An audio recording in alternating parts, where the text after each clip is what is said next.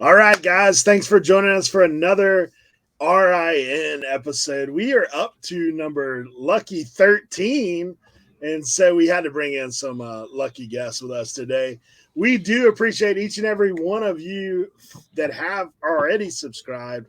If you haven't done that, now's your chance. Go ahead and take a minute, go down, hit that subscribe button, go ahead and ring the bell off to the side. You can hit the like button while you're there. All those things are doable. But we do appreciate all you guys that have been supporting up to this point. And we do thank you for your comments and even more so questions. So once again, we want to reiterate that. If you have questions, do not be afraid. Do not be ashamed. Just go ahead and put them out there, and we will be happy to answer the best we know how. And if not, we'll find somebody we can bring on who can answer those questions. So we do thank you guys for being a part of the show. Do want to make mention of a couple of comments that we had this week. Miss Charity Faulkner left a load of comments on the Whatnot mini episode that we dropped this week with Let's Do Lunch. So she did say that she saw a lady fall apart on the Whatnot auction the other day and just ended the stream because we were talking about some of that. And then she said, what do you think about the raids on Whatnot, which is something we'll touch on a little bit later. And I see a lot of kids helping on those live shows. But she also talked that she was thankful that we had dropped the information about Whatnot, that it's been very helpful. Also, we got a comment from Matt Groove, who says, prepping to sell and have my first auction on Whatnot this Wednesday. Thank you for sharing these nuggets. I feel more comfortable now, just needed to start. And Adrian Jordan said, absolutely the top video of the day, becoming an online boss, and she's promoting something that we're not promoting. But we thank you for your comment, Adrian. Absolutely top video of the day. Hey, we've arrived. Crystal Butler says, I am a new part-time reseller, and these videos are so helpful. Crystal, we're glad you're here, and thank you very much. Our friend Joe Deals, always a great supporter of the channel, had made a comment about the pricing issue that we're going to be talking about today. But he also said he likes to start his at 95 and 45 as opposed to 99 and 49. Likes to save people that extra 4 or 5 cents. But he definitely was talking about, but he said, this is just a feeling thing for me, but I think it's the logic's good behind it. So we'll talk a little bit more about that as well. Sue Janowski said, yes, 7-Eleven. Hopefully all you guys have a great holiday and are being safe. We pray that all you guys did have a great Christmas and looking forward to the new year. We're going to be talking more about that today as well, but let's go ahead and introduce our guest of the day. We're going to go ahead and start with Miss Danica, Lady Luck Junk. We were talking before the show about how I met Danica was her actually popping into a live stream like we do Listing and Loafing, the origins of Listing and Loafing. And I got to know Danica that day. She came incognito and as a luchador.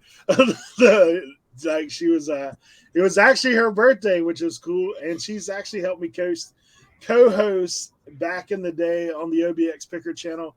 I used to do the Friday night reseller roundtable, and she helped me co-host a couple of those episodes. So known her for a little while, and happy to let her come in and drop some knowledge on you guys today. So Danica, thank you for being here. Well, thank you all for having me. I hear an echo, and I think it might be me. It sounds like TV or something on somewhere. No, not here then. You guys starting this has been really interesting to me because had I had something like this 3 years ago, I probably would have saved a lot of time and money. And I think it's incredible that y'all are doing it. And I appreciate y'all thinking that I have something to offer too. Like I was telling you earlier, I've learned everything from y'all. So I'm still learning. Got to keep learning. That's why we brought you on today, Danica, because we wanted you to sing our praises. No, I'm just kidding. No, we always. I've always been intrigued by your eye and the stuff that you pick up. Because guys, if you're not following Danica on her Instagram and YouTube, you'll see like she is always looking. I remember her going live shopping in thrift stores from time to time. It's like, hey y'all, what should I pick up now? And then it's like she do finding stuff. So those I'm are like always. you though. I'll sell anything, like even the kitchen sink. That's it. That's it for sure. Hey, we're gonna go ahead and pull Leroy in. I hope you guys enjoyed Tool Talk last week. Leave us some comments about that. What's going on, guys? So I am at a different location. I think every time you guys see me lately, but I am in Rhode Island with my parents, so I won't be talking too loud or a lot. But just want to say thank you very much to Danica for coming on the show. She's like a big sister to me.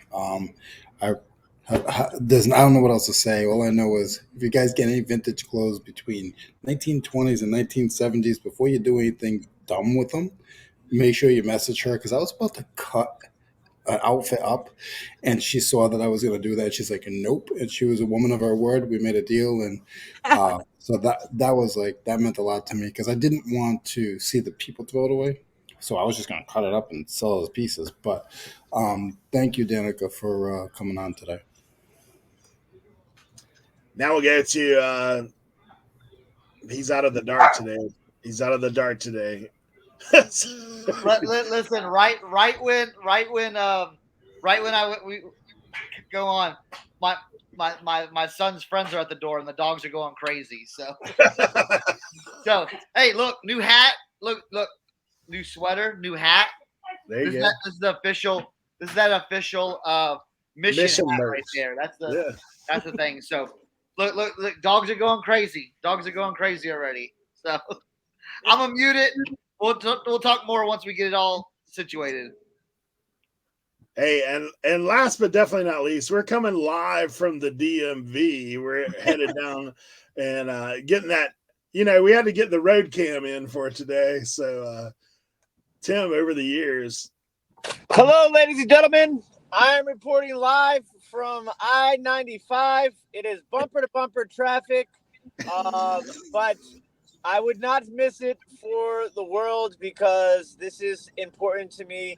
I feel like we are doing, good work here, and it's almost like a responsibility to make sure that no matter the circumstances, that if I can tune in to, give some advice, some support, some smiles, and some love, I will do so even when I'm stuck in bumper to bumper traffic on I-95. And big shout out to Danica. I have been fortunate enough to actually meet Danica in person. And her and Tracy and my wife became instant friends. So big shout out to Danica. She's absolutely amazing. So much fun. Just a great overall person. And I'm super stoked to be able to have her with us today. And I can't tell you exactly how many 7-Eleven points I have right now because my phone holds my 7-Eleven points. But I was at 7-Eleven today. I believe I have crossed we're getting close to 101,000. So we're at 100,700 7-Eleven points. Big shout out to Tommy. Tommy sent me a link to a pair of 7-Eleven dunks.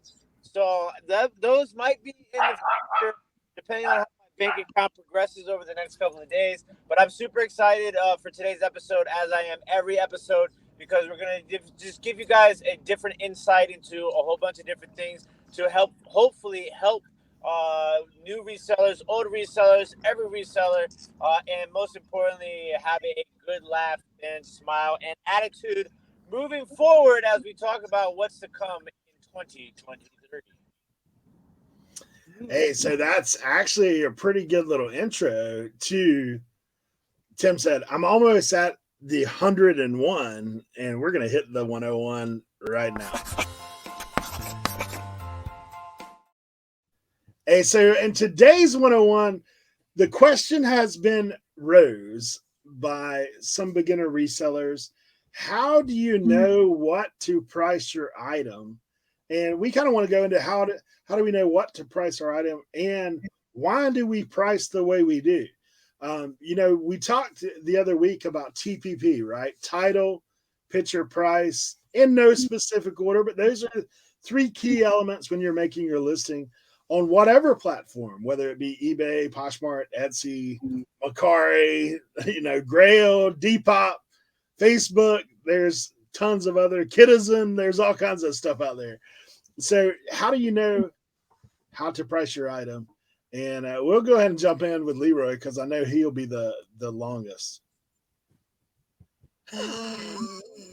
So listen, so the way I look at it is not trying to be funny or anything, but I just start from the bottom. Now I'm here. So, what I do is I just go into eBay and I look and I see where the selling price is, not the highest, not the lowest. I want to take auction items that have comps and throw them in the trash because I think they're junk and I think they make us all look bad if we don't do auctions. And I just go to items that are buy it now. I wish all the auction people would go on a different site, and they do. Now they're on Whatnot. No offense to any of you guys, but that's just how I feel. Just saying it real. But I go in the middle, more towards the bottom, and you guys know my slogan already: sell it low and let it go. There you go. There you go. Hey, Leroy, I noticed since you went back up north, like you kind of got a little bit more edge going on there. Listen, you got on the south, man. You got on the south. My mom is right behind me, and once she gets going, that's it. So I have to behave. Yeah, there you go. There you go. Cernoch. All right, pricing. So my pricing structure goes a little bit different because I'm always thinking. There's dogs behind me again. I'm always thinking. I'm thinking 20% offer, okay? Because I always do a 20% off on eBay. So I have like this little chart, and I always ended in $19.99. So I have like tiered sections where I'm like, all right, is this $20? Is it $25? Is it $35? And it just keeps going from there. So everything that I list, say I want $200 for this item. I want to list it at $200. On eBay, I will list it at $250. So when my 20% 20% offer comes, because I run it all the time, it'll knock it down to 200. So when they see it on eBay, it'll say was 250, now 200. I think it's more psychological, or like was $249.99, now it's $199.99.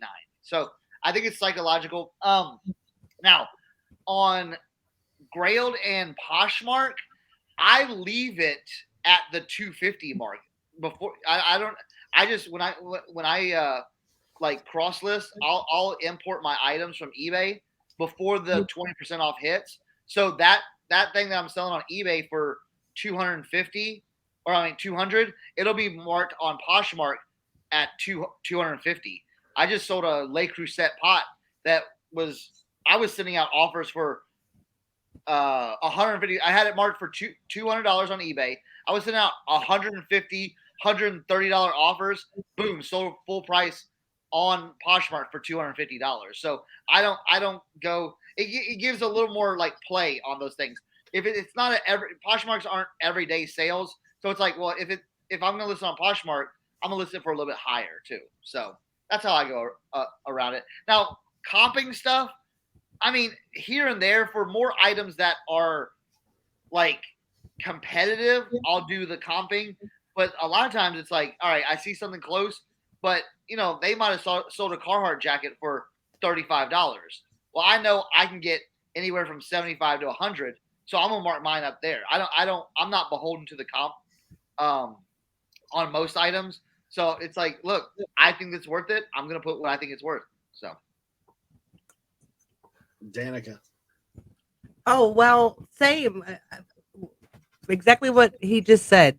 I tend to still build all of my eBay listings off of Sell Similar, and I don't know why that habit has just stuck for me.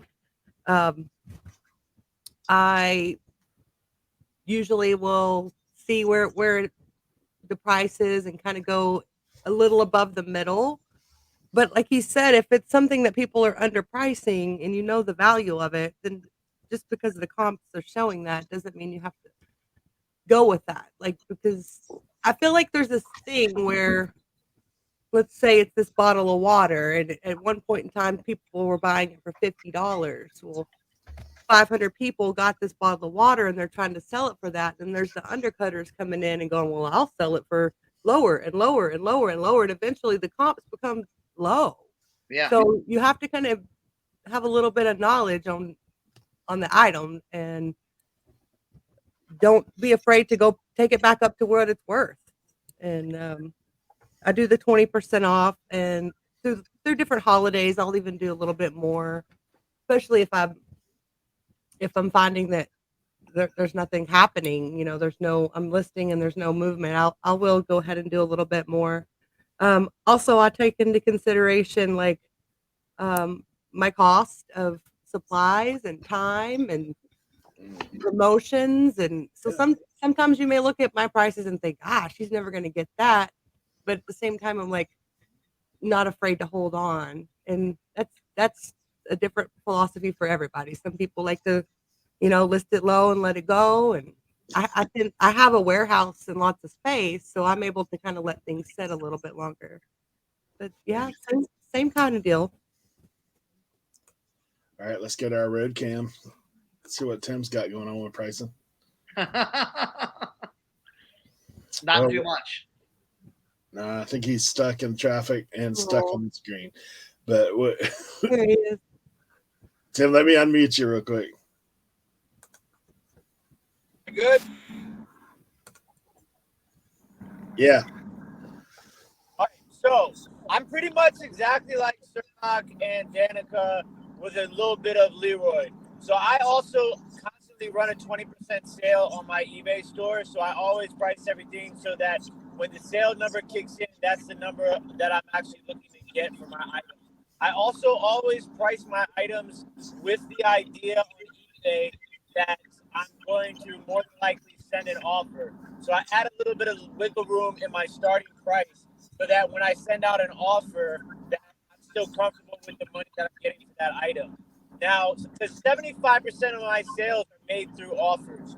And then if I'm selling on Poshmark or Grailed, I will generally sometimes, more so on Poshmark than Grailed, I will bump my price up because I'm so used to getting lowball offers. And Good. I couldn't do it. I was trying to be Tim here for a minute, but that wasn't going to happen.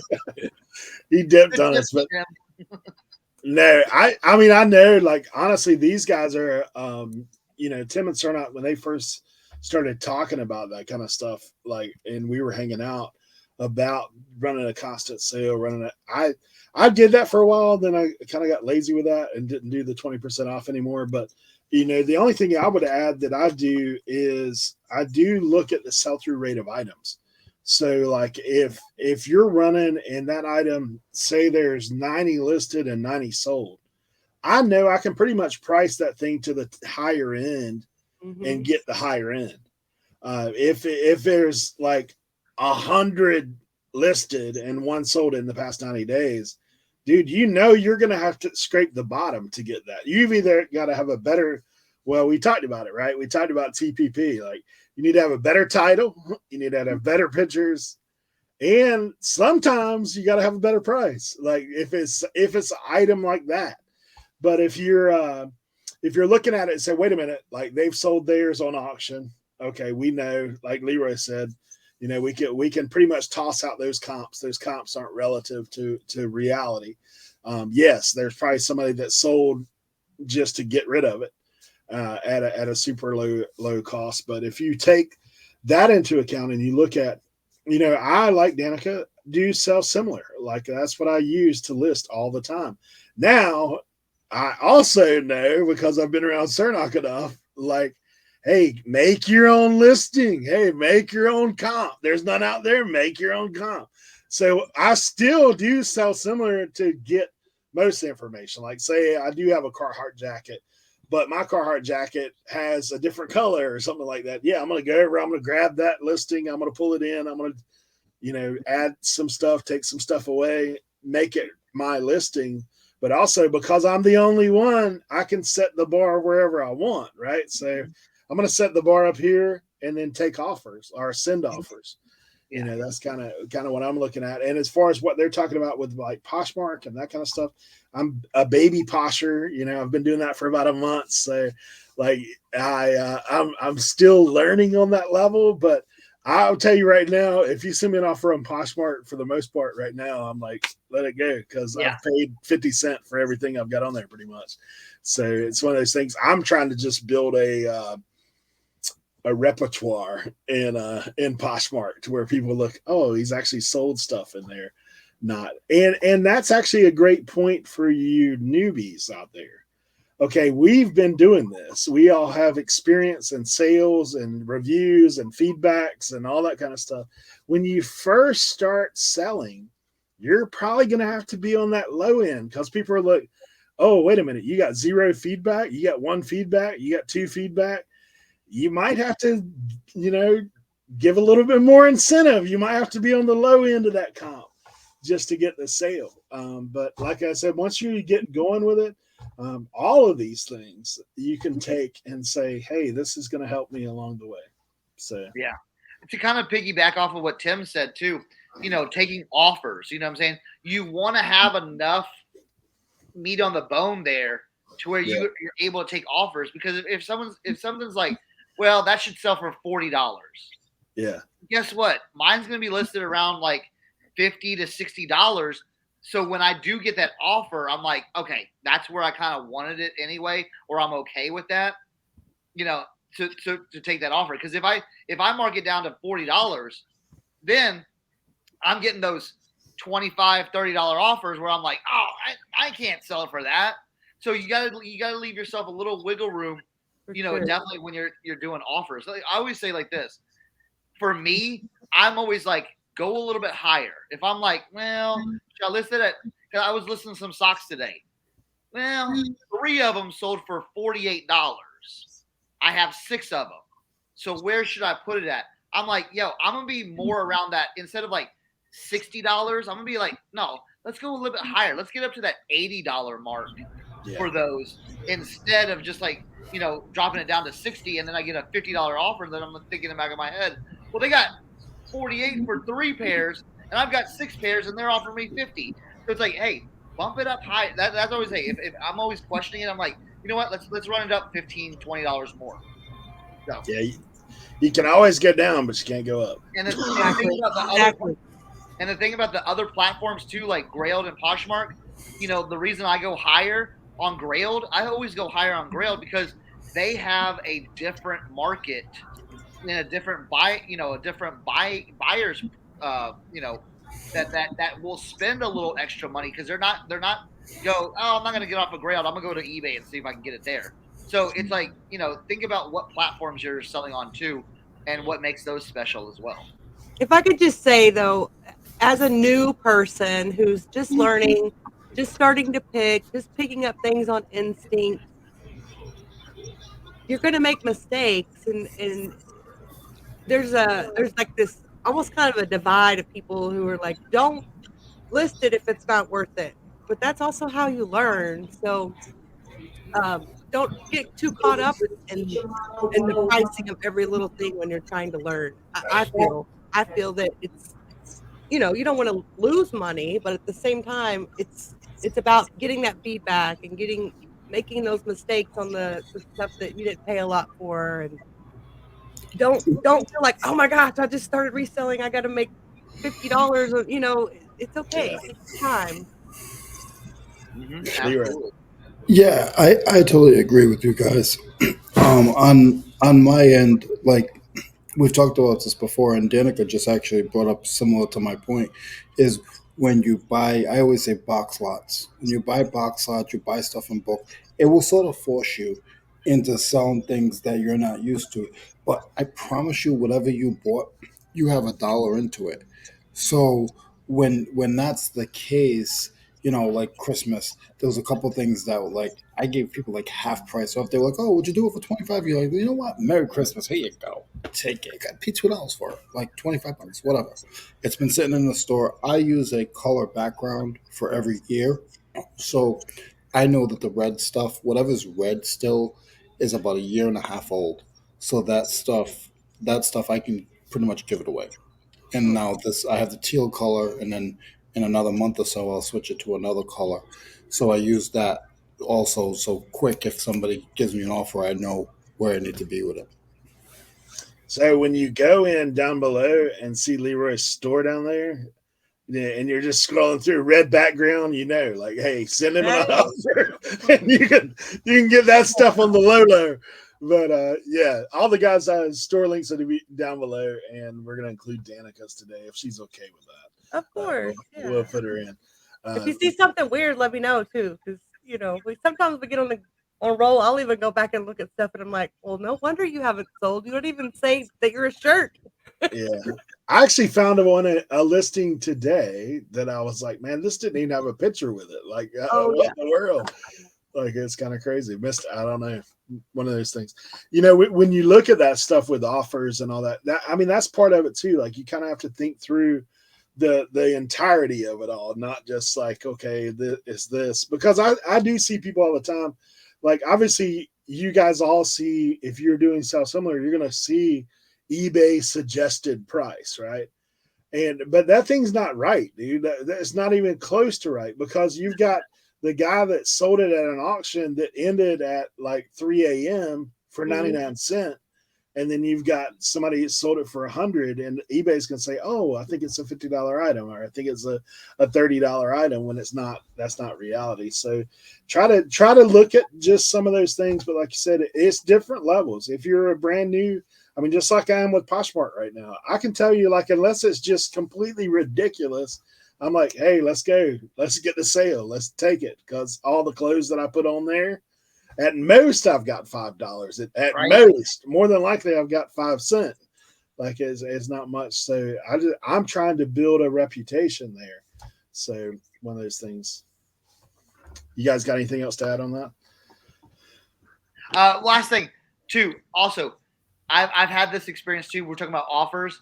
Usually, when someone sends you an offer, that's not like a lowball offer, but like, like it's less than what than what you have it posted for.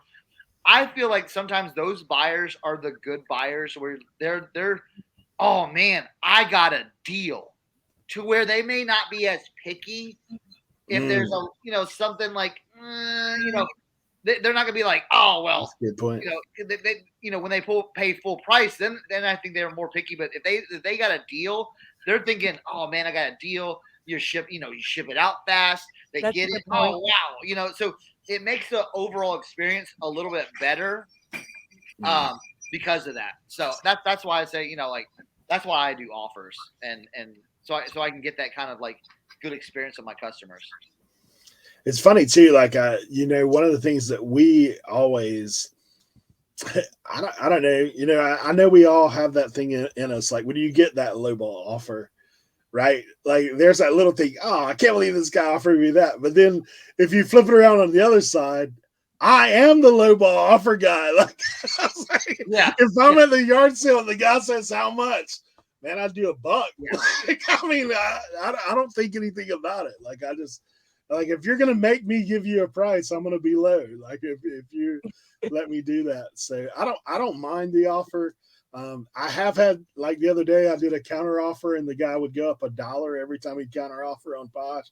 And I was like, oh, you're that guy. Like, I don't mind. Like, I'd rather you just say, nah. I like the 4, is it 3 or 4 strikes you're out there though? There you go. There you go. Like you get that shots. Yeah. You want to go $1? Come on. Yeah. That sounds like, get a little closer. Yeah, I listed that that Clemson jacket, the nice starter Clemson jacket. So I've got it listed at 110, right? So he hits me at 25. Ooh. Yeah. I'm like, dude, we're not even in the ballpark. Like, I mean, we're in 2 different fields. Like, you're still in little league, we're over here major league. Like, you gotta kind of move up the field a little bit. But he's like, yeah. Then he started going 5. Like, I think he got up to like 45. I was like, nah, we're too far apart, man. Sorry. Yeah.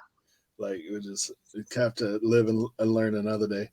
That does bring up another little thing. What about this? You get the offer, you turn down the offer, then you never get another one. How often does that happen? And you're kicking yourself because you're like, it was close, but it weren't quite. It was close, but it weren't quite there. And then it sets for a year, and you end up selling it for less than the offer. Yeah. Those are the worst because like what I've been telling myself like more and more over, especially in Q4, just take the money, take it and turn it into something else. You know what I'm saying? Exactly.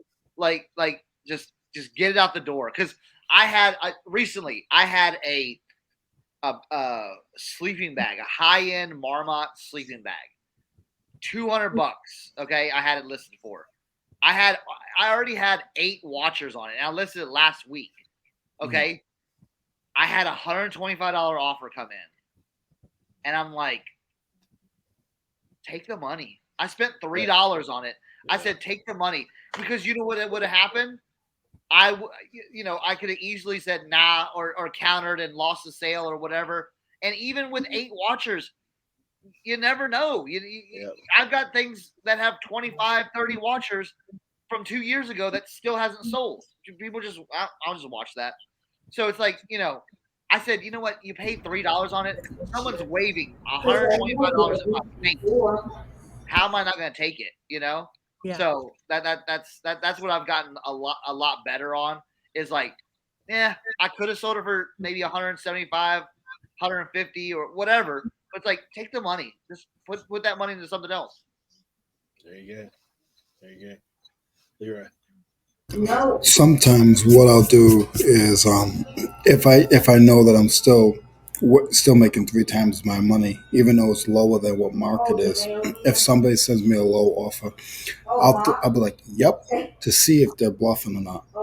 I'm like, you want a good deal? I'm gonna give you a good deal. You messing with me? Or what do you want to do? And half of the time, they don't buy it. They got nothing to do. Like, don't send me an offer if you're not serious. You want me to cut the wrapping paper up? She didn't mess with me after that, Danica. She did not mess with me after that. Danica's making a reference I put on my Instagram. A lady was asking me, how are you going to ship the wrapping paper?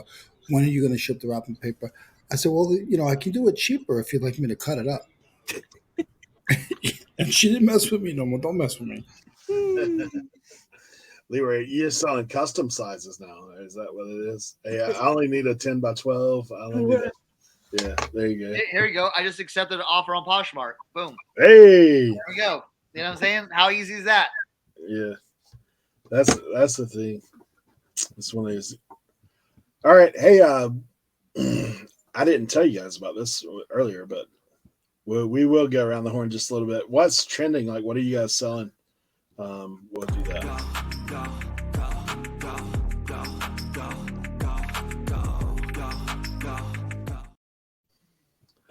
So we'll start with Danica. What are you selling these days? Oh, when you're listed, the most random stuff, I don't ever see really trends, but if I look at, the dashboard, the analytics on eBay, it's clothing, and which is something I never really like to sell, but I find it so cheap. I'm a Goodwill outlet shopper, so I get it very inexpensively, and that's what's been trending for me. I wish I could be like, there's this one special thing or brand, but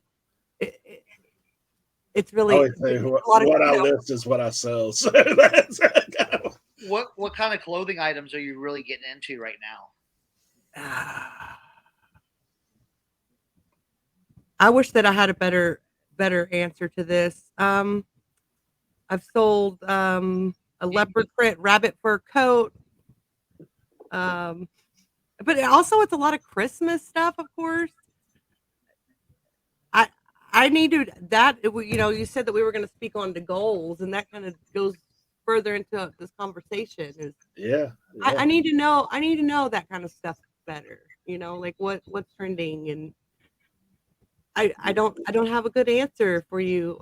Are you I mean, you're selling mostly women's clothing. Do you mess with men's clothing at all? Or are you Well, I like to pick up vintage, so Yeah. jackets I've been selling. I got a great deal on new with tags flannels, so a lot of men's flannels have been selling. Yeah, that's good. It just kind of depends on what I've got. I'm about to start listing swimwear that I've got like probably 700 pieces of new with tag swimwear. So that'll be trending. It's just kind of what's being listed, Yeah. Exactly. My trending is what's listed, right? Yeah. Exactly. That's what I've always said that when we run this thing, because I was like, I don't know, whatever I'm listed, that's what I'm selling. Yeah. That's kind of what it is. But there is things, I mean, obviously, like you brought up jackets, and Cernoch had brought that to the table a few weeks ago. But it's like those are the things that you do think about, seasonal things, and like what's going to happen. And just because like now, if you're saying, hey, I'm going to start listing the swimwear, well, I mean, there are parts of the country like South Florida or like SoCal. They were talking today, like 80 degrees at the beach. Like they're swimming year round. So like, going on vacation, it's yeah. Are people taking I want you to like go and do these big Goodwill outlet hauls, and as I'm sorting like sweater pile, jeans, like denim, boot, winter, it kind of goes, it really does get pushed over here because I have so much volume of stuff that there is a moment in time where I'm like, it's October. Yeah, let's get grab all the winter. Yeah. There you go. Leroy. The only thing that's trending for me is my mother's homemade food that's in front of me, and just getting a plane flight back to go home. Besides that, my mind has nothing to do with trending. I got almost 27 items to ship out, but none of them are late, so that's all I got. Cernoch. All right, trending for me this last week, it was a lot of like I do retail arbitrage toys that I get pretty cheap, and I sold a bunch of toys in this late kind of like right before Christmas type thing. What I like to do is I like to lot up, like say I go to some of my favorite retail arbitrage spots, and I find like a train set. Well, they have different characters in these trains, so I'll be like, all right, what characters go with this? And if I see that they have them, I'll buy the whole set, and then I'll list the whole set for a good price, to where someone goes, say a parent's like, grandparents like, oh, we need to buy Billy and Susie something, this toy they want. Well, instead of going, oh, well, they got that one figure here and this one figure here, and they got to buy it from 3 different places or 5 different places, they see mine and they go, oh, I can buy it all at one time right here. And so a lot of stuff like that sold during this last couple of weeks. And then jackets, but for me, it was a lot of new with tags type stuff. Your retail arbitrage stuff. People wanted like more, like this year they wanted new stuff for Christmas. So a lot of new with tags. I'm not saying none of my vintage stuff sold. I was $100 Carhartt jacket that was dirty, sold on Poshmark, and those things. But yeah, toys, like brand new toys, jackets. And then I have some cologne. I sold like 3 bottles of this cologne to different, so it was like boom, boom, boom. I was like, whoa, then one morning I woke up and I'm like, sale, all cologne. Wow. Okay. So that, like gifts, people were really, really like looking for gifts. And that's what my solds kind of really look like, where it's like, okay, I can see them giving this as a gift, so, that's what was trending for me, and that stuff did really well. So for me, I will tell you, I mean, obviously it is whatever you're listing, but tell you something that's been trending for me, but it's really just because that's what I've been finding.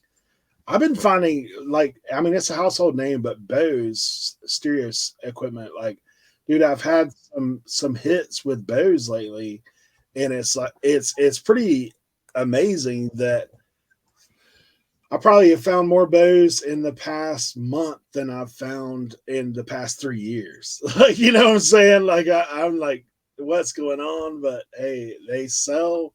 I sold Bose wave stereo system today, like that I listed 2 days ago. So, like, those are Bose, obviously something to look out for because it is a household name. Yeah. It's not something. It's trending constantly. Like, I mean, it's just a continual trend of that and vintage stereo. I've sold some of that. Tim's just in time for what's trending. What's trending right now is Tim is off the road and he's in the house. Tim, what's trending for you? Well, okay, all right. Let me just pull out my magic hat. No, I mean, listen, I'm kind of just gonna piggyback off of some things that I've talked about recently. One of those being the World Cup just ended, and it ended in a very dramatic fashion.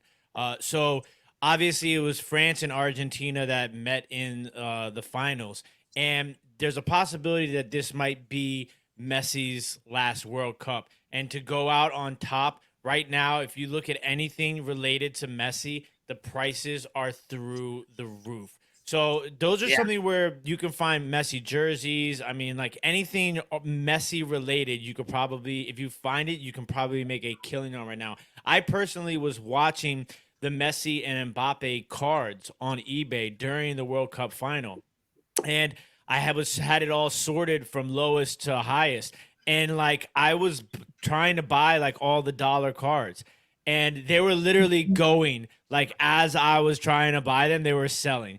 And it got to the point where like after I bought a few, that literally the cheapest one was like $20-$30. So like the price had gone up 20 times the original value before that match ended. And then obviously Mbappe had a huge game as well. He's scoring 3 goals in that game. So it is it's definitely something that it's not just going to be trending right now, but I mean, you're obviously going to see that price come down a little bit, but because of the sheer magnitude of that match worldwide, which I think is another thing that I like to try to consider when we talk about trending, because it's something that's not just trending in America, but obviously worldwide. And if you guys sell on eBay, then you have global shipping program. You know, it's an easy way for you to reach a broader audience. So anything if you can find Messi, whether it's jerseys, cards, memorabilia, pennants, hats, like anything like that, Argentina, France, but specifically Messi and Mbappe, it's a perfect time to take advantage of the market value going up as fast as it did and as much as it did. And yes, so I see you got your TCU thing because that's coming up in what is that? This next week, right? Or a couple of days after this airs is going to be the collegiate college football playoffs, and that's another thing we talked about with TCU, Michigan, Ohio State, and why am I forgetting the fourth team? Bulldogs. Georgia. Thank you.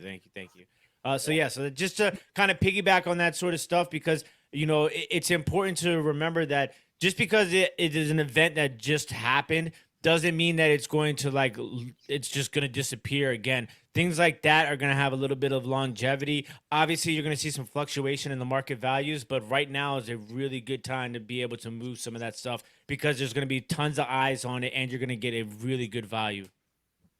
Now here's the question about the Messi stuff, though. I got for you, Tim. If you found Messi stuff, would you hold it a little bit until he retires? Because that's the thing is, so it depends on what the item is, obviously, because some, like I generally, when it comes to sports cards, I try to have things put in piles where like I have something that I'm holding long term, and then that same player or same card I'll have set aside for market fluctuation. So, like if I know a player does really well, I might list that card right then and there because I'm going to take advantage of people like me who are instantly going to eBay after seeing something like that happen and trying to buy it. So I'm going to take advantage of that now market. And then obviously there'll be some that I'll kind of like hold for certain situations. But the thing is that he's not necessarily retiring. Like who knows when he retires? It's just probably he won't play another World Cup, which won't be for another 4 years. So that's kind of like your little middle range. But for me, obviously, like it's difficult sometimes because we're in the business of it's so fast. The wheels are always turning. So it's like I can sell this thing, get good money right now. I might be able to get a little bit better money down the road, but if I sell it right now, I get that money now. I can reinvest that money into other items. You know what I'm saying? So just to kind of keep the wheels going. But it's a great question because there are certain instances where I'll try my best to hold on to some things for the long run because I think it's a better investment long term than it is short term market fluctuation value. And one thing to piggyback off of his too. So he was talking about cards, jerseys. Here's another thing I think a lot of people overlook too: soccer cleats. Hey, if you find Adidas soccer cleats at your thrift, look at the back. If they have that little M, pick it up. I would pick those up. I have done great with those in the past, so I know about this. Man, I'm telling you right now, moving forward, messy soccer cleats, it's just going to go up in value. Okay, they're going to go up in value. Now, here's the thing: they have different models, low end to high end. So make sure you're looking. But if you get them at a good price, I'm sure you'll be able to flip it. Great point. Great point. There you go. Hey, so we're going to do deep dive, but we're actually doing a little bit different deep dive today because we're deep diving into the world of Lady Luck junk.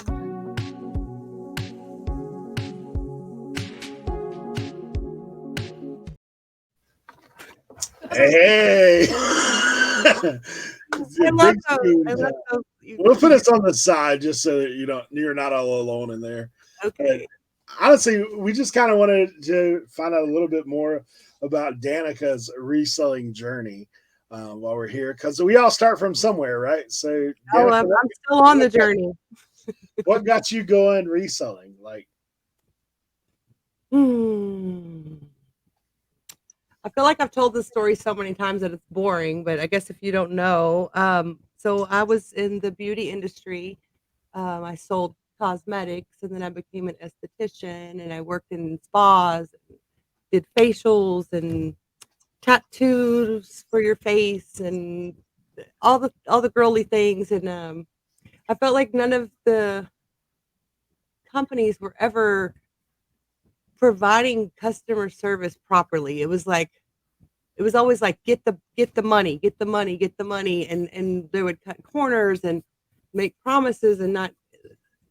It was just one company after another. I did some startup companies, and then they would overnight dissolve after I'd build a business, and then it was just like it was a beautiful journey. I met a lot of beautiful people, but at the same time, it was really hard to, I don't want to say move up, but to stay relevant. I'm getting older. Like, beauty industry is sales. That's really what it is. It's smoke and mirrors. And part of my insides was struggling with selling someone a $500 package when I'm putting a $10 something on them. Like, there just was a lot of like feeling like I was ripping people off.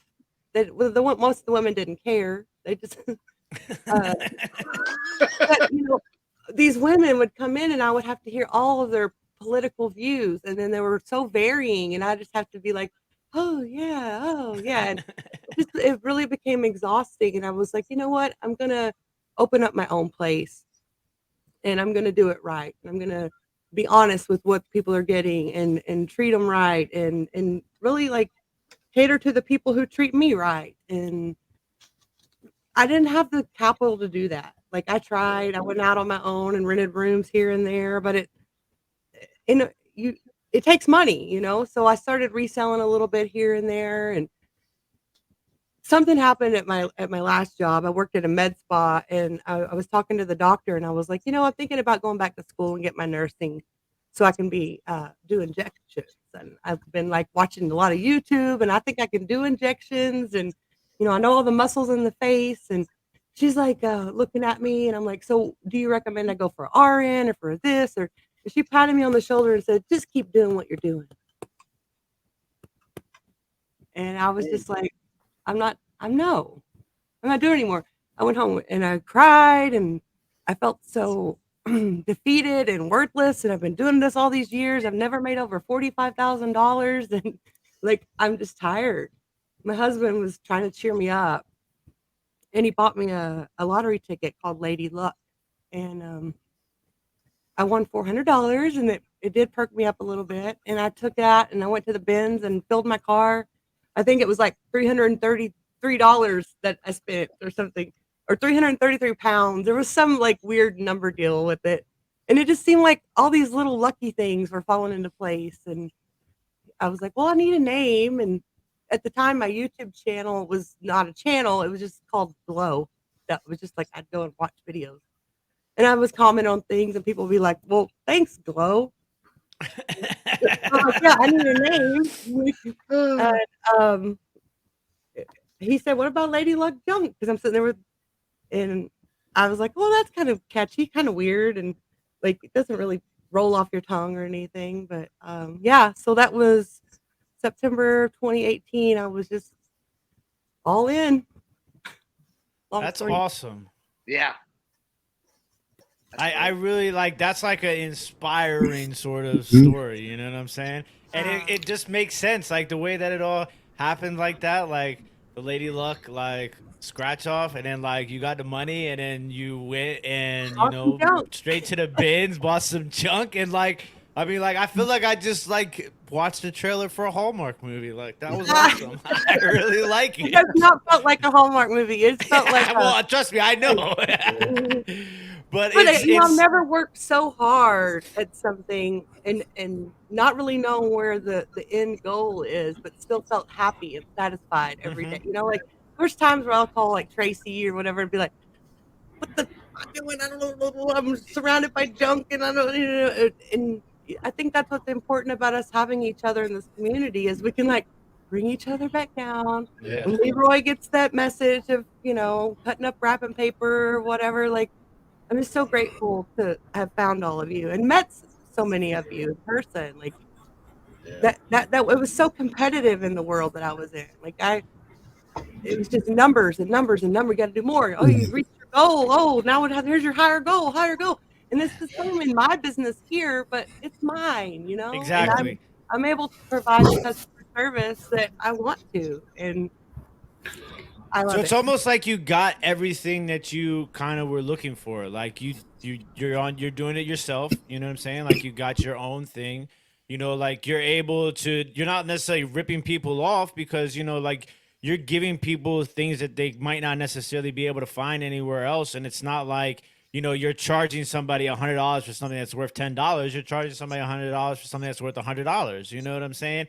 And you're happy, which is obviously most important. So it's almost like it's kind of interesting how it happens. Like we're searching in one place for all of these things, and you kind of like lucked your way into everything that you were looking for in a completely different area. So it's cool. It's a good story. I think that a lot of people would need to hear and will probably feel the same way that I feel when they hear it. Yeah, I think there's a big shift too. Like when it comes to reselling, I mean, obviously there are still people that like you do what, like, but now like there's so many people with gig economy and all that kind of stuff where everybody's got a side hustle. Like for us that do reselling, it's like we kind of are it's a side hustle, but it's the main hustle. Like it's what we got going on now. So it is something that. I tell people all the time, and usually for the rare occasion that you kind of get that look like you're the garbage man or something, and, then the rest of the time it's more people that are intrigued by what we do. Like, wait, you do what? Like, how does that work? Like, I know for you, obviously you have a warehouse at one point. Didn't you have a store? Like, am I remembering that correctly? So. Yeah, same space. It's the same. It's a little storefront. It's like a strip mall built in the 50s. Very like I have maybe a parking spot and a half. Like if I had customers, it would it's one of those little bitty tiny things. And that's the thing too is I found I would open once a month to liquidate. I was buying storage units at the time, so I had massive amounts of things and things that weren't worth listing and The hoarder part of me wants to not get rid of it. But I found that since I got it so cheap or free, people would come in and I'd be like, "Oh, just take it." I don't know. Get it out the door. It's just more of like back to feeling and why online sales works for me is because here's an item, it's cleaned up, it's nice picture, nice description, here's the price, little room for haggling, but I'm not like saying, "Oh, I paid a quarter, just take it." Yeah. You know what I'm saying? I don't know. I know there's a lot of people in the world that are like me that just give things away and then, but that's why Whatnot is a struggle for me too, because I'm like, I'm not able to be like, "This is an amazing cup and it's from 19." But yes, you can. You me, I'm can like, do that. I got this for free and it's dirty. I bought some stuff from your share. Of course, you had my weakness up there. You had the hats out there. I know. I got a really nice Redskins hat from Danica. Yeah, well, all of that stuff came from the bins or from y'all, and like it's not, hats weren't my thing. I don't know how to clean them. I don't know how to photograph them. I think I sold a hat one time on Grailed and I shipped it in a poly mailer. Like, it's been a big learning curve and I'm still learning, and I don't want people to think that, "Oh, wow, she left her career and now she's a success." No, I'm a success because I'm happy. But I mean, there's still so much to learn, and that's why I tune in to the Reseller Information Network. See, I think your story is kind of like my story too, where it's like I was in the restaurant industry for 15 years, and as a manager, you just get beat up day in, day out, and you look and you go, well, what else is there? Is it, like, is this where I'm going to be? Because like you said, oh, we did a great month. Who cares? Let's do another great month. Like it was, let's celebrate. Bigger month. Yeah. Second. And then everything, the next whole week was, do more. And it became where, you don't see your family. You don't see, you got so much stress on you that your body feels it. Your mind feels it. And that's the kind of the same thing where it's like, I'm done with this, and I had been part-time reselling. And I said, let's, and I did radio sales for a little bit, probably for like a year, but that was just to get me over the hump, just to be like, all right, let's go full time, because like you said, even though I feel like a lot of us feel this way, even though we don't feel like we're a success, we are a success. You know what I'm saying? Because we own our own business. We can take those snow days off. If my kids are out of school, I can take those days off. I'm not having to worry about this and that. So in a own way, we are successful. It's just like, it's just how we kind of like put it in. We own our own businesses. And I love telling people that, like, not like, oh, I'm an entrepreneur. No. I own my own reselling business. And like Eric said, people love, like, wait, what? And then you just start, and then they're just like, I didn't even know that was a thing. You could do that? Oh man. I have so many. You can make a living at that? Yeah, I have so many of those conversations like that, So like I said, don't ever think that you're not a success, because just doing what we do, I think, gives us a little success here and there. Leroy, you got something? No, I didn't actually ever heard that story, Danica. So I tried to hold back some little tears over here as I'm eating pastries.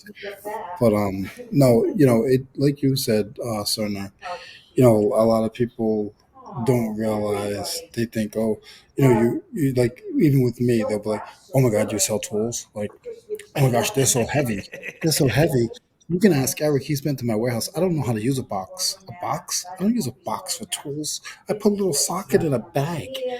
I have to have poly bags. I don't have boxes. So what are you talking about? It's heavy. So don't like think that it's something until you really know. You think, oh, that's hard. No, it might not be hard for him to do glass because he ships 75 mugs a week. But you can't sit there and people sit there and they want to think of your business the way that they want it to be. No, this is how I run. This is how it is. And if I'm telling you that it's really not heavy, it's not heavy. It's that freedom, you know what I'm saying? I think that's the main thing. And it's interesting because I know we're going to talk a little bit about, unless I missed that part, we're going to talk a little bit about what we're going to be doing in, the next year. And I think that, this part of this conversation has kind of like put a little bit more things into perspective, just because we are super fortunate, for what we do because of some of those reasons that Cernoch listed too. And it is important to think about like where we were before and where we are now. You know what I'm saying? Like, because I mean, I was like Cernoch, I was working in the restaurant industry, and it sucked because like Josie would work all day and then I would work all night. And then by the time I came home from work, like it was 1 o'clock in the morning, and it's like, I'm dead tired, and then it's like she wakes up and goes to work and like I'm sleeping, you know what I'm saying? So it was just, it kind of puts it into perspective. And I am a little bit hard on myself, and I kind of push myself, and when I just heard Cernoch talk about it and you talk about it, and it was like, so the next goal and this and that. And like, I think now I kind of want to try and refocus that energy, and yes, continue to try and do better just because that's a person that I am, but maybe rethinking the way that I do it so that I can kind of enjoy what I've done already before I'm like start worrying about what I haven't done. You know what I'm saying? So Yeah. I think that that's kind of something important to take away from this conversation too. Absolutely. Well, I think it's awesome. I mean, I know that you have traveled quite a bit, and honestly, that's one of the things that reselling has afforded me. I mean, I had so many years. Like the guys, people talk about college football. I don't watch it anymore because I had so many years that I worked every Saturday. Like every Saturday was a work day. If you live in a tourist area, like Saturdays are one of the hardest working days in this whole area. Like Saturday, my work day consists of going to yard sales. Like that's fun. Like to me, like that's not work at all. That's like, okay, let's go. This year, I've probably traveled more than I have in my life in any one year, and got the opportunity to hang out with tons of people. Obviously, a couple years back, Reseller Rally. We met Danica in person and got to hang out with her. And her and Tracy had the massive thrift trip that I'm sure if she was still locked in doing beauty schools, kind of like beauty, all that industry. No, I got to go to like a beauty conference once a year in like Austin. Yeah. And the fact that too, like you think about, so I mean, this is something that weren't really. I mean, she brought up about that we all have met each other through reselling and YouTube. But you think about like, I mean, I always look at it kind of like these are my coworkers, like these are my friends that I get to hang out with and I get to work with, and we get to like, I mean, can you imagine like with the amount of like, think of a typical listing and loafing where we're in here, but hey, we're going to get something to eat, we're going to get something to drink, like we're talking with each other throughout the day. Could you imagine a normal work environment where you'd be like, hey, bro, like, are you on your break? Is that what you're doing here? That kind of thing. So I think it's awesome to be able to have the opportunity, and obviously for you, and I see that you're passionate about what you do, and obviously you care about other people as well. I mean, you've always been so supportive of each and every one of us, and we just kind of wanted to bring you on and say, That's hey, because I'm stealing all of your knowledge. Yeah, hey, it ain't just ours. I mean, we you ain't stealing it. You're using it pretty good. Y'all have, every single one of you have helped me in any time I've asked, and I'm very grateful for that. So it's not about supporting you. It's about I don't know, gratitude of just y'all being willing to share what you've learned. And if you're new and you feel like you don't have any connections, or like you're just like, well, I want to be, feeling confident about my career in this, and it just takes a little time and just have some patience. And even though I've been in it, what is it, 4 years? 4 years. I don't know, 18. I don't know.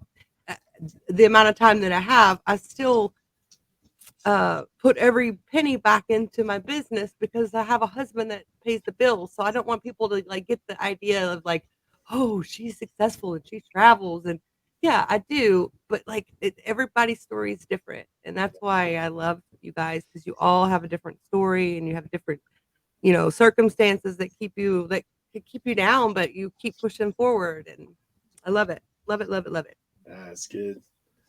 Well, we're gonna jump into the next section, and obviously we do appreciate Danica and her sharing her story and trying to get all of us big guys crying before. But yeah, we're gonna jump in and do reseller hacks real quick. So, what's a quick tip that you guys have?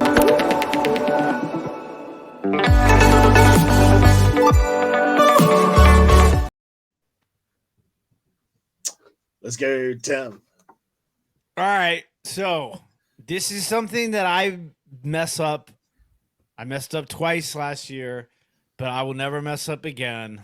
And that is, if you have an eBay store, don't forget to use your coupon, okay? I will never ever listen. At one point, I had I think it was the third quarter or the fourth quarter. I had like 20 messages on my Instagram from people who will watch us on Listening and Loafing. And like 20 people were sending me messages like, dude, don't forget, man, the quarter is about to end. You got to use your coupon. I'm like, why is everybody sending me a message right now? And I start looking at it, I'm like, oh, shoot, I got to use my coupon. So, yeah, so don't be like Tim. Old Tim, because new Tim will not forget. I asked today, when is a new one coming? Because I need some boxes. But yeah, don't forget if you have an eBay store, you do get a coupon that you can use on shipping supplies. It's definitely very beneficial. I use mine on boxes. I think I get the 8x8x8s, and I get a 25, and then I get a 25 of the 8x6x4s. And it ends up costing me like $5 for those 50 boxes. So. Definitely very useful. Do not forget. You gotta set a reminder, or just make sure you watch us. I'm sure we will give everybody reminders when it comes to that time. Yeah. Don't forget to use your coupons, ladies and gentlemen. You know what I did, Tim? I never forget my coupon because I'm like, but I went to eBay Open Online this year and I competed to get this. What they were going to give you was a coupon or a store credit to the eBay store. So I was like, I'm going to get these boxes. And I went to everything and I checked in and I got I don't remember, like some of the highest points. They sent me the thing and I never saw the email. So I had like $300 credit to the eBay store that I did not use. So it expired? Yeah. Yeah. You should email them back and be like, I think it went to my spam, and I was really looking forward to this, and I was hoping that you could help me out so I can, get this $300 back. Put a little lady luck on them. You know what I'm saying? It worked out though, because I went to the Boss Reseller Remix in Vegas, and eBay was there, and they gave me $100 gift card. So I guess there you go. Kind of worked. Ring that rag. There you go. Yeah, I should have, but I think it's past its prime anyway. Yeah, don't forget your coupon. Cernoch, what you got? Little reseller hack, kind of shipping, kind of like Tim said, boxes. And I'm like, a lot of new resellers don't realize this. And I've talked to a few resellers and they're like, wait, you can do that? You can go on to USPS.com, make an account, and order boxes that will show up at your doorstep for free. Okay, now the only catch is you have to use priority mail for them. It doesn't work with first class, but if you're selling anything over £1, you can put it in that box that you got for free. So they got so go to the USPS.com, create your account, it'll say shipping supplies, and then on the left-hand corner, you can say free shipping supplies that you don't have to pay for, and you can do priority mail. Now, what you get is up to you, but there's a lot of different options. There's a lot of different things, and you can kind of, I wouldn't say you don't go hog wild, but order more than enough that you're gonna, what you're gonna need, because if you're gonna be reselling, you're gonna be using all these things, and you get the boxes for free. How much are they again? FRE, free. Free 99. And you can also call and get free tape. Oh, bonus. There you go. Yes, you can do that. How do you do that? Ain't nobody told me about that. That's why we brought Danica. You gotta call in to get the tape. Okay, listen, Danica, you were gonna wait till it's your turn, and then you're gonna tell us how we get the free tape. Okay. All right, Danica.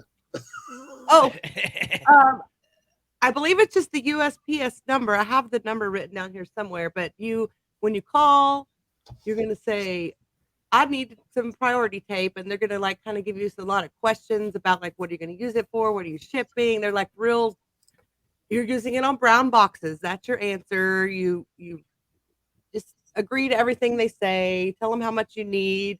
I think I got 12 rolls last time, it's good tape. I was what was that price again on the tape? It's FREE free.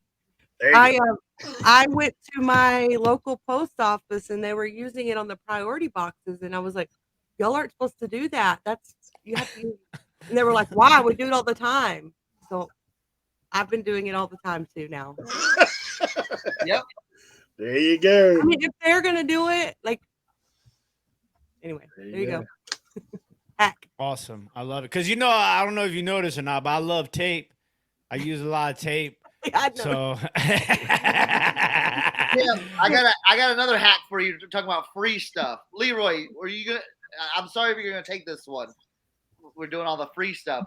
But do you know you can get free thermal printing paper, right? Yeah, so that's on my list here. I'm gonna open up a UPS account so I can get those free square boxes, the free rectangle boxes, and the free thermal paper, because I spent a lot of money on thermal paper. Dude, they give you so much thermal printer labels. Like, I mean, And I literally have the little plastic bags. Like today, when you couldn't fit the label in or the thing in, the little baggies are taped, so your label goes in the baggie free. Yeah. Sorry, I interrupted. UPS will give you 2 free boxes at UPS. They say express on them, but they said you can use them for anyone. The tubes, like I put the golf clubs in, those are free. So there you go. We're all about the free today. Leroy. Now it's down to me. I guess I got to talk about something that's free. All you guys are over here, and you're talking about this. You get this free, you get that free. But all you guys throw away the wrapping paper. You throw away all your wrapping paper from your friends. You can use that as bubble wrap. Crinkle it up, put it in the box, put your stuff in it, put some more wrapping paper on there. Done. There you go. Leroy's got a carry-on full of wrapping paper going back with him to South Carolina. Well, it's funny though. He says that. Listen, and I always tell this to people to do this. Talk to your family. Say, hey, if you order a lot of stuff off of Amazon and you get bubble wrap or those pouches, those little air bubble pouches. Tim loves those. Like air pillows.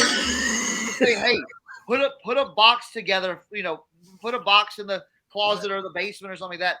And whatever stuff you can put in there, bubble wrap or the air bubble things, put all that stuff in there, and then I'll come pick it up, and that's like, it's free supplies. Everyone throws that stuff away, but it's free supplies. So if they know what you do, say, hey, I'm sorry, I'll be right back. I'm so sorry. My ex-wife does that, where she's like, hey, I got all this bubble wrap for you. Fantastic. Great. Boom. So that's another freebie. Our reseller hacks aren't going to cost you anything. Hey, I'll give you, since we're on the free tip, and actually I just did this with Cernoch the other day.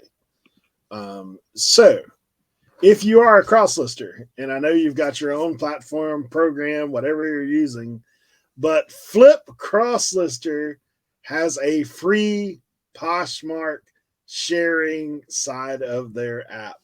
Absolutely no cost.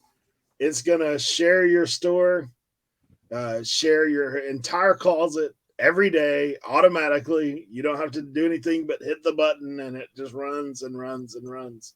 I'm actually in one of the top shares on Poshmark. I've only been doing it for a month because my app constantly is sharing, and it also will allow you to automatically send offers, like we talked about earlier, to every watcher. So as soon as someone watches your item, boom, you get a share out. So if you're selling on Poshmark, and maybe you're into List Perfectly or you're into Vendoo, either one, the links are down below for all that stuff. But if you go to Flip and you just set up them as a sharing app for nothing more than your Poshmark, then you can share your Poshmark. Cernoch uses Vendoo, but he's also uses now Flip to cross share. Yeah. Oh, I leave it running. It's and you know what the thing about that is, it helps because sometimes when you send that offer, you get that little counter offer maybe that you're like, because especially my Poshmark is higher priced, so it's like if I get an offer, I look at them and go, that's exactly what I have it listed on eBay for. Yeah, I'm gonna take that. Yeah. So that's my little thing. The links for a lot of this stuff is down below. The free USPS boxes, there's a link down below. You can hit that. The UPS, I'm pretty sure I put UPS.com. You just need to do UPS.com for business because like it would be a business account you have to set up. Same with the USPS. But they don't cost anything to set that stuff up. Like Leroy said, it doesn't cost anything to ask your friends and neighbors. You can call, you can get free tape. You can use the free Poshmark sharing side of Flip, and hey, today we're all free, right? So like, hey, free is the price that we all like. So we definitely thank you for that. Hey, so we're gonna jump into the Q&A real quick. We only got a couple questions and.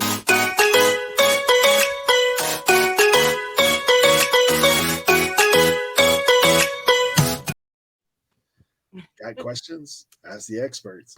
So our question of the day comes to us, and let me pull this guy's name up real quick because we had a couple people ask us about this coming year and what the plan was. Like, what's the plan for next year? What are you guys going to do on the coming year? Let me see who we had in there that asked this question. They're down here somewhere.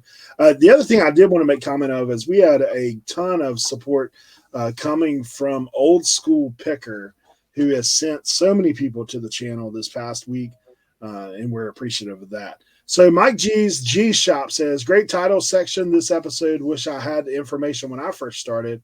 As we go into the new year, what is everybody's goals for 23? Any changes, adjustments, anticipations that you have, especially with regards to the recession outlook for the coming year? There you go. So that's the question. Let's go, Leroy. I'm going to say one of my goals are I was very fortunate in the last month or two to be able to hit a couple of good estate sales and a good auction. So I'm going to not buy anything for the whole month of January and February, be able to save my capital and save a little bit of money. So in March, when all of my estate sales that I like to go to, when they come back into play strong, I'll be able to go in full force. I believe I have enough items to list around 15 items a day for 5 or 6 days a week. So that's what one of my goals are. The other one is I still want to be a little bit more organized. And the last one is to get better internet. There you go. So, I mean, I'm gonna try not to make this long-winded because I know we're on time here. Bring it. It is I don't know. Like I have a lot. This was like an absolutely amazing year, but it was also an extremely tough and rough year for me. So I think in 2023, I think it's going to start with organization. I've already started kind of like making some lists, and I've been, trying to get organized and creating a better routine that is beneficial, not just for me, but for the ones that are closest to me. Like I'm so lucky that I have, these guys here. whenever I need them. I have the most amazing wife in the entire world. You know, my mom, you know, even though like I'm not at my mom's house as much anymore, you guys saw today on Listening and Loafing that like, you know, if I'm there and I need a hand, you know, she's there to help me. But it's just I need to be a better version of me this year. And I think that just comes to just, you know, a lot of that is you know, an emotional sort of situation where, you know, like for those of you that don't know, like I'm bipolar, like, you know, I've ADD, ADHD, manic depressive, so like it's not easy for me, but like sometimes I just got to find a balance. I think that, you know, the organization will help with that because a lot of the stress comes from just not being, you know, having all your my I's dotted and my T's crossed, basically. So I think getting it things more organized will kind of push me to be a better version of myself because, you know, like I have goals, you know, and it's not just because I want to get rich or I want to be the best. It's just in my blood. I'm a very competitive person. So like I know that I can do things. It's just that I let myself get in the way of being able to do those things. And I think that that's my main goal is to be a better version of myself, to reach the capabilities that I know that I can do, you know, whether it's, you know, through my YouTube, you know, like that's going to be one of my big things is revamping my YouTube and like really taking it serious because I enjoy it. It's just that like, you know, like because I'm so unorganized, I don't have the time to do it because I'm always so stressed about I need to make this sale and I can't make this sale if I don't list this item and I can't list this item if I don't get the item from the store or the yard sale. So it's like I'm running in this sort of like circle and it's just sometimes I think I just need to take a step back and I've done that with like, you know, my YouTube. I've kind of like taken a few things off my plate and being able to do this has kind of like revigorated me just being able to help others makes me feel good because I feel like I'm giving back in a sense, and I think that like pushes me to be better because if I'm better, then I can, you know, I'm learning more things, which means that's more things for me to be able to teach others. So it's kind of like it's giving me this reward in that sort of sense, and so it's just there's so many things that I need to do and that I want to do.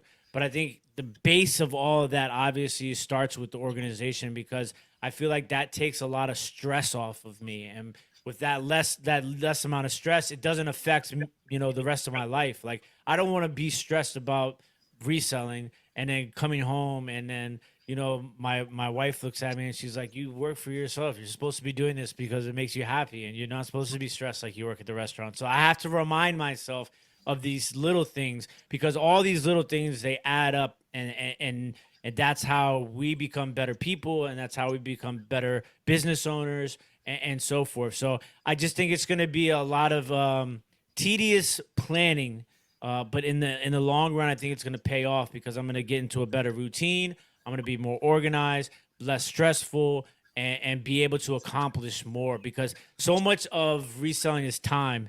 And like I'm really looking forward to the days when I can get this shed done, so that I don't have to worry about driving back and forth from Maryland and DC 3 times a week to do shipping. So I just there's a lot that I want to do, but I think the main thing is to focus on myself as a person. And I think that the better I become as a person, the better my business will be. And then when better my business will be, the better person I'll be. It's just a really interesting sort of cycle. So hopefully that wasn't just a lot of like mumble jumble and you guys kind of understood what I was saying, but that's where I'm at like right now for 2023. Now, most of us already speak Tim, so we know. Yeah, I think Tim said it a few times. Organization is key. That's the biggest thing I need to focus on is just getting a better routine, getting and just getting more organized. Just going like maybe taking a day off and going, wait, instead of just drilling down and listing and doing it, let's reorganize this area or clean this area up because it's not as dirty, it's just cluttered, you know, just you just stack. And it's like, well, wait a minute. We brought all this stuff in, it's just stacked up to high heavens. It's like, wait, let's just take our time and so I need to do more of that, and then just kind of like streamlining, kind of just getting myself more in a routine. I'm in a pretty good routine, but just getting it more and more of a routine. Because I think that definitely helps me out a lot. Where it's like, all right, and the thing too, it's like routine, and then like kind of piggybacking off of that is setting yourself up for success the next day. Okay, and that's where I think I've done that a lot better, but I think I can do it way better than I'm actually doing it now. Where it's like, all right, like instead of just going in the day and going, all right, what do we do? Well, I don't know. What do we do? It's like, okay, hey, you have items pictured that and saved in the drafts already. Let's knock out 15 things. Let's cross list these. Let's do. So it's just like coming up with coming up with stuff for you to do that day and the next day, and just keep on repeating that and keep on doing that. And then just kind of like another item too, just like kind of like not a resolution or anything like that, but just kind of like taking like not being so just like, oh, I gotta do this, and just and being able to just be like, you know what, today I'm just gonna give myself a free day, and because I think that hustle mentality, that grind culture, is in us a lot, where we can't just go, you know what, let's just take the day off, let's just not work today, let's go out, let's go do something, or finding more times to do that, because in the background it's all working, we're still selling, we're still doing stuff. So it's like, why do we have to be, why do we have to do 7 days a week, nose of the grind? Let's take off, a Friday or a Saturday, or, so just giving us time to do travel more or go experiencing things. And because the business will be there when we get back, it'll be there. So just take a little more time off. So those are my things. Danica? I guess this is the time of year where we all reflect, and it kind of gets a little emotional, because we're all in that same boat of, we're not quite organized, and we're grinding really hard, and we're making sacrifices in our family life, and that's kind of like my goal. I hate to say goal, because that's what has to happen in this next year is I've got to have set work hours. I've got to step away. I've got not only just the only time I've stepped away this year is when I am traveling. So I would travel to step away, but then I'm away from my family. So finding that balance. I think a lot of it for me has been moving into this place, and it's starting out as the front half was a store, and then I closed the store during the pandemic, and I never reopened, and it's just, there's no flow. So I've been like working on totally redoing the whole thing. I want the items to come in, get cleaned, be photographed, stored, shipped, and out. So it's like I touch things less. There's not as much hemming and hawing, or like, when we put this in a box and maybe I'll list it later. Or, no, it's like if it comes in, it's gonna go do. Just processes, like you said. Like I want to be able. I don't say in 2023 hire employees, but I want to be able to give these jobs to people. But if I don't have a set process for the things, then how am I going to do that? Right. So like I do have shipping area and photograph area, but there's no flow. So when you come into work and there's no flow, you're not able to focus as well. And I keep hearing that from the people who are super successful is focus. You got to focus in, and you got to, and the people like us, some of us have, mental things where we're ADD or, whatever, like we struggle to some days like motivate ourselves or whatever. If the processes are in place, then those things. I'm sorry, I've got a really itchy allergy ear. Get it. Yeah, so it's weird to hear y'all say that it's the same struggle that we've all had this year that we want to fix. So yeah, I think as far as goals go, I have put everything back into the business. I would like to start building some wealth for the business, where maybe Lady Luck Junk can be Lady Luck Junk Airbnbs, or, it's not just reselling, or it's reselling of properties, or, like bigger. I want to think bigger. I'm not saying 2023, but 2023, I want to get processes in place that are going to get me there. Planting the seeds, you know what I'm saying? I'm all about that. There you go. All right, I guess I'm last, but we, obviously I could take bits of all that. Our organization, I mean, is something I talk about all the time, but we're still a, like Cernoch said, not dirty, but just cluttered. Kind of stuff here and there. Organization is something for me that's key.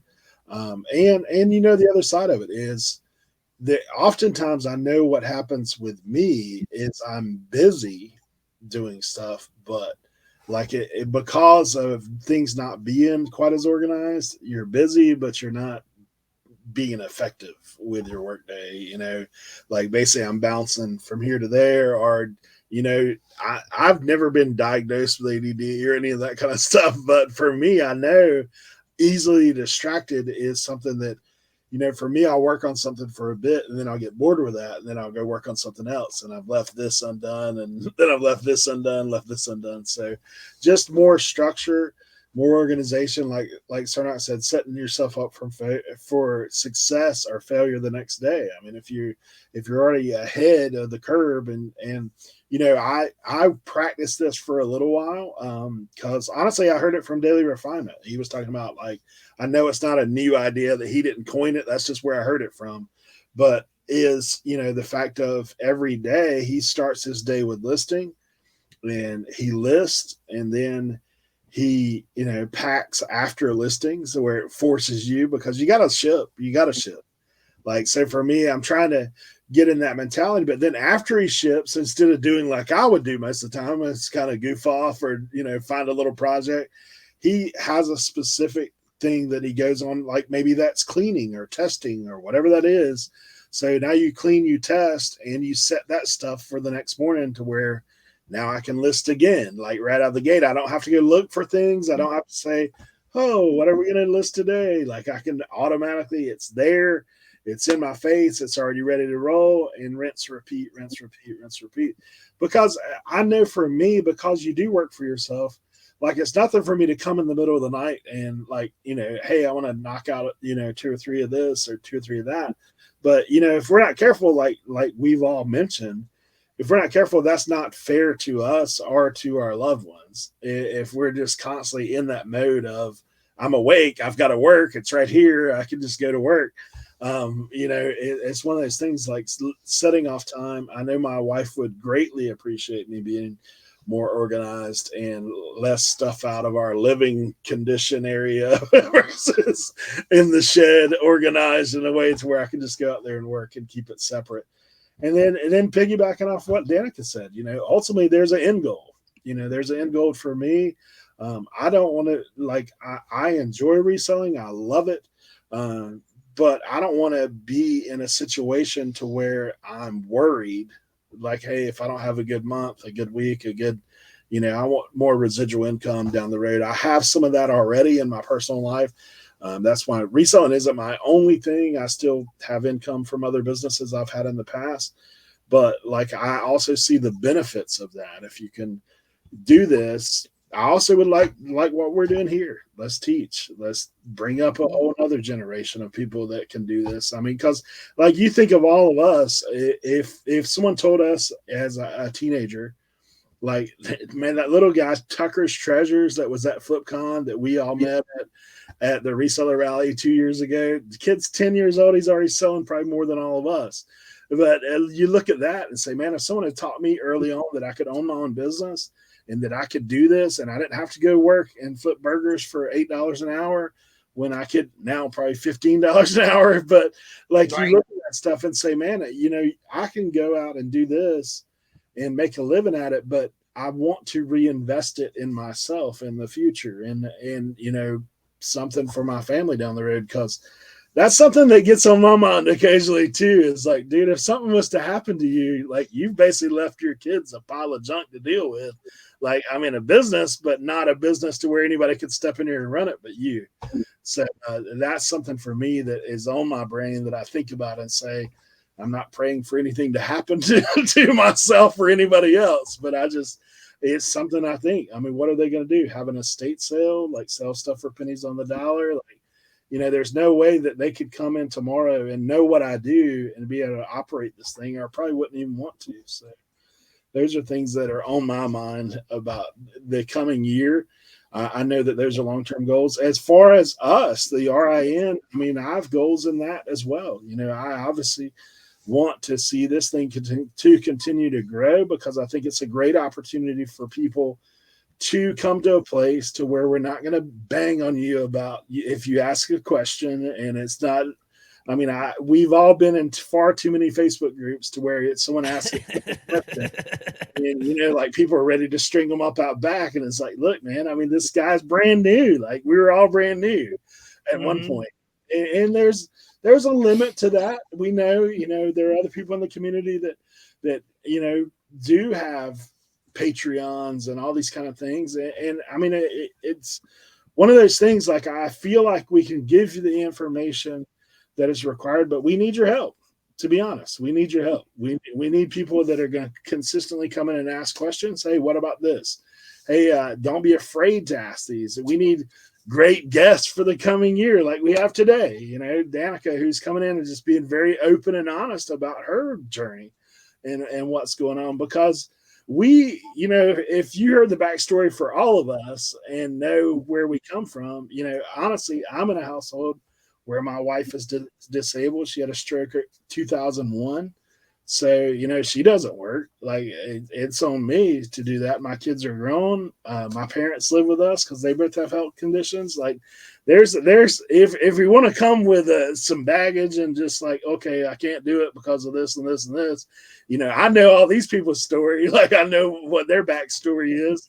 So I know, we're the four of us that are on this show are one-man bands. Like, we do start to finish with, there's a little help that comes in along the way, like Tim said, my dudes. But if we can do it, you can do it. I just tell you, like, and that's the message that I have for the coming year is, I know me, I want to be more consistent. I want to provide as much information as we can. We do drop things like links for support. It doesn't cost you anything to click on anybody's link down below. I'll tell you that. And the information that we're providing, if you want to show love to us, there's stores down below. I would love nothing more than you save 30% using RIN coupon, and you get something great from my store. Shows me support, shows that, because it is the time commitment. Like, we got Tim driving down the road in the middle of DC traffic because he wants to be here with you guys. We take this whole day. For me, Tuesday starts early in the morning, and we grind all day. And so one of those things we do. We look forward to the coming year. Look forward to you guys and y'all's reselling journey. Share it with us, man. Just let us know what's going on. So, all right. Well, we're going to wrap this thing up. And I'm so glad I was able to make it back in time to get on. I was driving and I was in my bag. I don't know how much of my money, my pricing you guys got. And then I was like, out my ear, I'm like, damn, I don't hear nothing. I looked down, my phone was dead. I'm like, Hey, Cernoch brought it around. He knew where you were going. He brought it around. He's like, I'm pretty sure Tim's like going to talk about this. One of those things. All right. Well, I know for me, I'm so appreciative of each and every one of you guys that are supporting the RIN, that are coming and watching the videos throughout the week. One of my things is to make sure we're staying consistent with that coming in this coming year, and trying to cut up these little pieces of nuggets, man. Like, there is nuggets everywhere. And I'm not talking about dog nuggets or anything like that. We're talking about some gold. Like, you can mine it out of here. You just gotta watch. You gotta comment. do all those kind of things. But we thank you guys for being here. Hope you guys have had a Merry Christmas and wishing you a Happy New Year to come. And we'll pass it around. Let's go, Cernoch. All right. I want to wish everyone a Merry Christmas and Happy Holidays. Hopefully, everything went well. If it didn't, hopefully you're taking, making plans to make it better. I thought you were going to say taking Xanax. Or that. But yeah, I just wanted to shout out everyone that, that's worked so hard. We're on episode 13, and this was just kind of like a, like we came together, had a, a brainstorming session on what we could do, and making extra content for everyone. So we're working hard. I know Eric's working really, really hard on this. And I just want to thank everyone that comes in, watches, comments, however you interact with us. If you're coming on the Tuesday show and chatting us up, or watching these at your leisure, I just want to thank everyone that, because we do again, we say this every time, we do this for y'all. We do this to help y'all, and maybe you haven't heard of something, and just in this one episode you might have learned 2 or 3 new things. So as we grow, we want everyone else to grow around us. So I learned about free tape today. Free tape. There you go. But like I said, and give yourself these goals. Even if they're sometimes you're like, man, I'm not gonna be able to attain these goals. Just working towards the goal is enough sometimes. So that's I just want to leave it with that, and hope everyone has a good New Year, and we'll see y'all in the new year, the newest of New Years.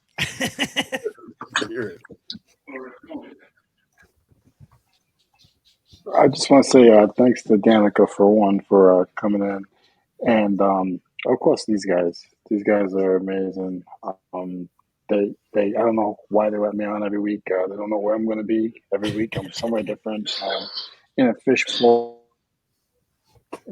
or wherever. So they have no idea where I am, what I'm going to do. But I appreciate it, and just being able to, we're all different. So to see Tim wrapping glass, to see Cernoch surrounded by clothes, Eric, who knows what Eric is surrounding. It's just always something. And me with the tools. So those guys said, if you guys aren't learning anything, let us know what you want to learn about. Just because we only deal with one thing doesn't mean on the other side that you guys have never seen, that we've never dealt with. So, try to make sure that you not, like Eric said, not afraid to ask. And Danica, we appreciate your time today, and I'm going to put it back to you guys. We're going to let Danica go, and then Tim take us out. Well, let me just say that the Reseller Information Network. Let me begin. RIN came to be to educate sellers like you and me. Hats, bats, glass kitty cats, how to flip them, how to ship them, wrenches, single stitches, all different niches. These guys, I wrote this down. These guys are not about the riches. Tell a friend to tell a friend about the guys at RIN. Eric, Leroy, Chris, and Tim. If you have a second, I'll try to explain them. Eric, OBX, don't let island life become an excuse. When sourcing is a challenge in your neighborhood, remember that Coach, I call him Coach, will sell a piece of wood, car parts, dead stock, sharks in jars. Sell what you find, and find it cheap. List it fast, ship, repeat. If you feel alone when doing the grind, listing and loafing helps you pass the time. Tuesday mornings, 9 to 2, you can list along, just don't be rude. If you have a shed full of random junk, name your price and fill his trunk. He's not afraid to try and fail, pulling people together, learning each day. Can't read my writing. If you meet him in person, don't be scared. He's built like a linebacker under that beard, but kind and gentle, caring and giving, always wondering what you're picking. There you go. Leroy, our homeboy, blood, sweat, and sell. Schooling us weekly on the rules of tools. Box slots can bring you lots of tots. price it low and let it go. That's your dogs, please. Diamond tools make Leroy drool. I hope he understands that he's the jewel. When sometimes things throw Leroy a wrench, he turns into a transformer and eats. I don't know what this is. When something throws a wrench in Leroy's day, he turns into a transformer, eats and prays. With Leroy, you don't have to pretend. Something that he truly comprehends is how to lend and be a friend. Don't be fooled when he's talking tools. Mr. Blood raps on the daily, overcomes a disability, and says, don't be lazy. Okay, listen. Cernoch, always on a mission to restore and revive the true vintage to its best condition. Always sporting fly vintage, making us drool, making us cry, wishing we had a mission. But this rhymed in my head when I wrote it down. Let's see, but challenges. Oh, wait, here we go. We're going to back it up. Always on a mission to restore and revive true vintage to its best condition. Always sporting vintage fly, making us drool and making us cry. Wishing we had a mission, but challenging us to have a vision. To take pride in our photos and do them right. Drop in shadows and crop them tight. Don't be jealous. Learn new things. Watch deep dives with Chris. Your game could change. Pure energy and drive, pushing all the time, but making us realize it's one step at a time. Tim, friend. Tim, everyone's friend is what it says. Tim, everyone's friend, has more knowledge than my local museum. Can't fool him with the dino bones or liars, cheaters, and violating lack of acknowledgement codes. Tim's rap is kind of long, and wait. Tim's rap is long, and I'm trying to explain. When he tells a story, you're never going to see things the same. Don't be blind. Reselling is an absolutely incredibly massive grind. But if you are kind and take the time to learn the ways to package a crystal flute that can take a mega boot, the people, you know, they're going to... I'm sorry, my handwriting is terrible. The people will know, because it will show that you're about your business, yo. Adjust and adapt, and you will grow. But as you grow, it's important to know that some other reseller hacks are kind of whack. The 7-Eleven will fuel your body. Celsius and macadamia nuts. Wait, 110,000 points? That's just nuts. In my mind, I was gonna rap all that really good, but oh man, love it. I don't even know how I would follow that up. Really, like I don't know what to say. I hope it gets cut. Honestly, no, it won't get cut. That was on a day like today. I needed that, and I think that's what this show is all about. Is on a day like any day, you know, one of us is gonna need something from this show, whether it's a good laugh, a piece of knowledge, anything like that. This has been a very crazy year. This has been an up and down year, but the one thing that has been consistent has been these guys being my brothers. It means the world to me. So I just want to wish everybody a happy new year. And, you know, we're going to be right back here kicking down some doors moving forward in 2023. Definitely want to remind everybody to make sure you guys leave comments and questions, because this year is going to be crazy. We are going to be just giving away as much free information as we possibly can to continue to help everybody out and build this community up to what it should be, and that is a community. Thank you guys so much. This has been absolutely awesome. And don't forget to tell a friend about RIN.